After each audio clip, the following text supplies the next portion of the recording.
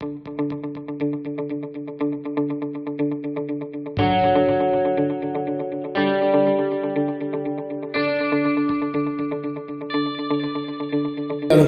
चलो डिस्कस करते हैं तुम्हारा क्या प्रॉब्लम है। सबसे पहले ये बताओ, तुम्हारा जो भी रिजल्ट से रिलेटेड प्रॉब्लम है वो बताओ।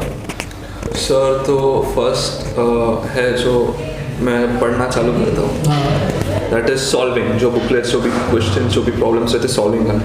तो जैसे कि जो ऑर्डर्स रहते हैं पहले इजी रहते हैं, फिर डिफिकल्टी बढ़ती जाती है। सो मूड सब सेट रहता है, फ्लो में स्टार्टिंग में सॉल्व करना चालू कर देते हैं, बट देन जब डिफिकल्टी बढ़ जाती है तो माइंड तो एस्केप रूट निकलना चालू कर देता है। तो मैं उसको फिलहाल टाइम पीरियड के लिए उसको आइडल रख देता हूँ। फिर ऐसा लगता है कि कुछ इजी कर लूँ, तो अगर मैं फिजिक्स कर रहा हूँ तो मैथ्स का कुछ फॉर्मूला ऐसे ही पढ़ लेता हूँ, फिर उसके बाद वो बोर हो जाता है। फिर केमिस्ट्री करने लग जाता हूँ तो उसमें भी डिफिकल्टी आ जाती है, तो हो जाता हूँ। तो बेसिकली जो इजी क्वेश्चन है वो पकड़ रहे हो, जो डिफिकल्ट क्वेश्चन है उसको छोड़ रहे हो, स्केप करके भाग जाते हो ये सोच करके कि ठीक है बाद में करेंगे, और फिर वो क्वेश्चन रह जाता है और वो उस मोमेंट में डिस्कस नहीं हो पाता है, ना तो डाउट डिस्कस में हो पाता है और उतना पार्ट चला जाता है। और ऐसा इल्यूजन हो जाता है कि हाँ मुझे वो टॉपिक आता है क्योंकि हमने इजी वाले क्वेश्चन कर लिए, डिफिकल्ट वाला नहीं किया, और हमें ऐसा लग रहा है कि हाँ वो हमें आता है और हो जाएगा।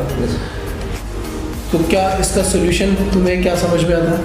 सर एक तो है कि हम ह्यूमन बॉडी को तो ऐसे ही है, बट देन लेजीनेस एक है, और वो कंफर्ट जोन से बाहर निकलना, उसी कंफर्ट जोन से बाहर निकलना, थोड़ा प्लानिंग पे वर्कआउट करना, ये भी तो हो सकता है ना। प्लानिंग पे वर्कआउट करना मतलब जैसे सपोज हमने प्लान किया कि टाइम बाउंडेड स्टडी कर रहे हैं, 1 आवर का टाइम है और हमें 30 क्वेश्चन करने हैं या 25 या 20 वटेवर, जितने भी तुमने फिक्स कर लिए कि इतने क्वेश्चन करने हैं, उसको करने के लिए पहले वो बिल्कुल सही अप्रोच है कि पहले इजी क्वेश्चन देखने हैं, लेकिन उस इजी क्वेश्चन या मॉडरेट क्वेश्चन देखने के बाद जो डिफिकल्ट लेवल के क्वेश्चन है उनका डिस्कशन होना भी बहुत ज़रूरी है।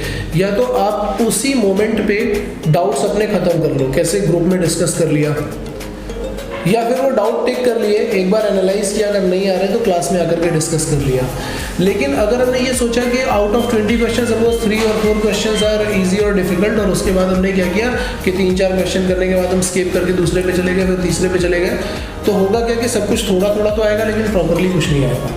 तो प्लानिंग में जो होमवर्क प्लान करना है या सेल्फ स्टडी प्लान करनी है, उसमें नंबर ऑफ क्वेश्चन बिल्कुल प्रॉपर रहने चाहिए, और नंबर ऑफ क्वेश्चन के साथ में उसका टाइम मैनेजमेंट बिल्कुल प्रॉपर रहना चाहिए।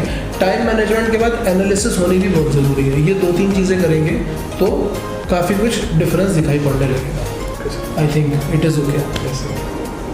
Stay connected with us on YouTube channel Machephy Eduworld and Facebook page Machephy Eduworld to get such informative videos, the problems of students and their solution which they are facing during the JEE preparation।